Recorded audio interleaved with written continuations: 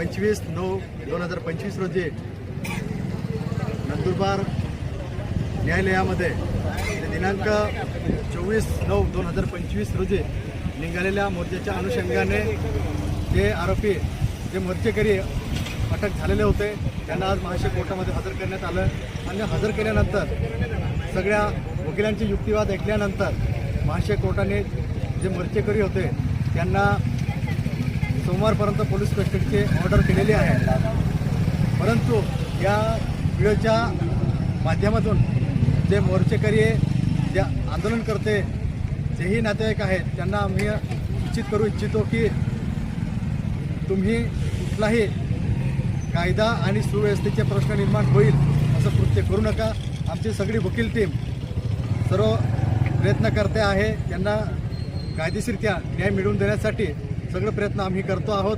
आणि जे तुमचे जे नातेवाईक अटकेत आहे त्यांचे जे काही ID प्रूफ असतील काही गोष्टी असतील ते आमची जे टीम आहे त्यांच्याशी तुम्ही संपर्क करून तुम्ही ते आमच्यापर्यंत पोहोचवण्याची ते तजवीज आपण करावी. नमस्कार, मी ॲडव्होकेट संग्राम पाडवी.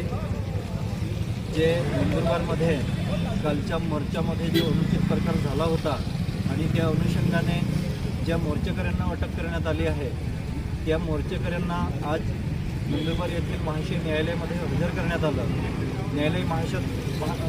महाशय न्यायालयामध्ये कामकाज होऊन त्यांना 29 तारखेपर्यंत PCR देण्यात आला आहे.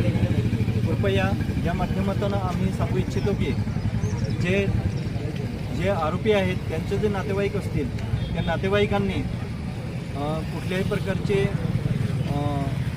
प्रकारचे अनुचित प्रकार होईल असं कृत्य करू नये.